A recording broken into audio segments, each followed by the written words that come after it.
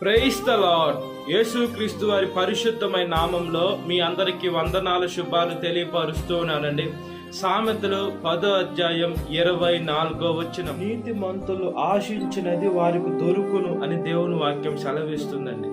Bible వాక్యం ఏం సెలవిస్తుందంటే, మనం నీతిగా ఏదైతే ఆలోచిస్తూ ఉంటామో, మనం ఏది ఆశపడుతూ ఉంటామో అది మనకి ఖచ్చితంగా దేవుడు ఇస్తారని దేవుని వాక్యం సెలవిస్తుంది. మనము కొన్ని సందర్భాల్లో చూసుకున్నప్పుడు దేవుని బిడ్డలు బాధపడుతూ ఉంటారు, దుఃఖపడుతూ ఉంటారు.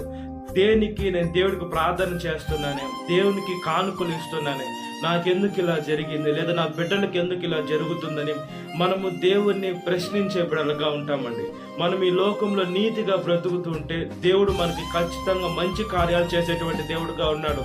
మనం ఈ లోకంలో మోసాలు చేస్తూ ఉంటే మనం కూడా మోసపోయేటువంటి రోజుల్లో కూడా ఉంటాం. మనం బైబిల్ గ్రంథంలో యోబు గారిని చూసుకోవచ్చు. ఆయన నీతిగా దీవించారు కాబట్టి ఆయన అన్ని కోల్పోయినా కూడా దేవుడు ఆయన రెండంతలుగా ఆస్వాదించారు. మనము కూడా యోబు గారిని రోల్ మోడల్గా తీసుకొని మనము నీతిగా జీవించే బిడ్డలుగా ఉండాలి.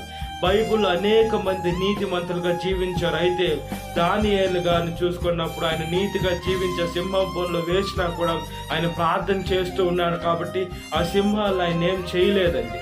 అదేవిధంగా షడ్రక్ మేషక్ అబేద్నెగో ఆ రాజుకి భయపడి మంటలో వేస్తే మేము కాలిపోతామేమో అనే ఒక ఆలోచనతో ఆ ప్రతిమకు మొక్కుంటే ఏమై ఉండేదండి, దేవుని నామం దూషింపబడేది.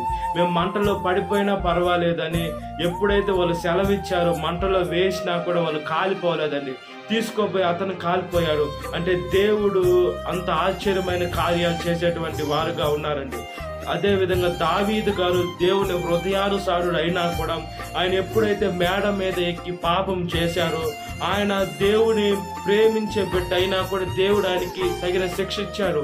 మనల్ని దేవుడు ప్రేమిస్తున్నాడు. అయితే మనం చేసిన తప్పుకి మనం ఈ లోకంలో ఖచ్చితంగా అనుభవించాల్సి ఉంటుంది. దేవుడు నన్ను ప్రేమిస్తున్నాడు, నాకు శిక్ష వేయడు అని మనం అనుకోకుండా దేవుడు ఎవరికైనా ఒకటే కొలతో కొలుస్తున్నారు, ఎవరికి పార్షియాలిటీ చూపించడం లేదు. కాబట్టి ఆయన వాక్యానుసారంగా బ్రతుకున్నట్లుగా ప్రార్థన. మహాపరిశుద్ధాత్మ దేవ, మా ప్రియ పరలోకపు తండ్రి, ఒకసారి జ్ఞాపకం చేసుకోమని అడుగుచున్నానయ్యా. యేసయ్య, మా హృదయ వాంఛలను మీరు తీరుస్తారా? మేము ఈ లోకంలో నీతిగా బ్రతికితే మాత్రమే జరుగుతూ ఉంటుందయ్యా. ఈ లోకంలో మనుషులు ఏం చేస్తున్నారంటే, యేసయ్య వాళ్ళకి ఏదన్నా ఒక వస్తువు కావాలని మనుషులు మోసం చేస్తున్నారు, ఆస్తుల విషయంలో మోసపోతున్నారు. అదేవిధంగా ఈ లోకంలో దేని విషయంలోనైనా మనుషులను కూడా అడ్డం వస్తే చంపేసి అది దక్కించుకుంటున్నారయ్యా. యేసయ్య, అది వాళ్ళకి తెలియటం లేదే. దేవుడికి లెక్క అప్పచెప్పాలా? దేవుడు రెండో రాకడ అతి సమీపంలో ఉంది, లేదా అతను పోయేటువంటి సమయం కూడా అతి సమీపంలో ఉంటుంది. దేవుడు ఉన్నాడని భయము భక్తి ప్రతి ఒక్కరికి దయచేయమని అడుగుచున్నామయ్యా. నీ వాక్యానుసారంగా ప్రతి ఒక్క బిడ్డ జీవించినట్లుగా ప్రాధాన్యపడుతున్నాం.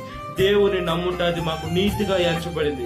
మేము అందుకని నీతి కార్యాలు చేస్తే నీతి మంత్రులని దేవుడు మా పక్షాన్ని యుద్ధం చేసి మా ప్రతి ఒక్క పనులను సఫలపరిచి మమ్మల్ని ఆశీర్వదించి, అదేవిధంగా మీ సేవలో మమ్మల్ని ఒక మెట్టు పైకెక్కించేదానికి మీరు ఆశపడుతున్నారు. దాన్ని బట్టి మీకు స్తుతులు స్తోత్రాలు చెల్లిస్తున్నామయ్యా. మెస్సయ్య, మీ వాక్యం మా పాదముకు దీపం, మా త్రోవకు వెలుగై ఉంటుంది. మీ వెలుగైన వాక్యానుసారంగా మేము వెంబడించి అనేక మందిని కూడా తీసుకొని వచ్చే మంచి భాగ్యాన్ని దయచేయమని సాతాను చదువున ప్రతి ఒక్క బిడ్డను విడుదల దయచేసి ఈ వాక్యం వింటున్న ప్రతి ఒక్క బిడ్డని పేరు జ్ఞాపకం చేసుకొని దినకాలపు దీవెనతో నింపమని నజరేయుడైన యేసుక్రీస్తు వారి పరిశుద్ధమైన నామములో మిక్కిలి వినయం తరుచున్నాను నా పరలోక తండ్రి. ఆమేన్. Praise the Lord. God bless you. Have a great day.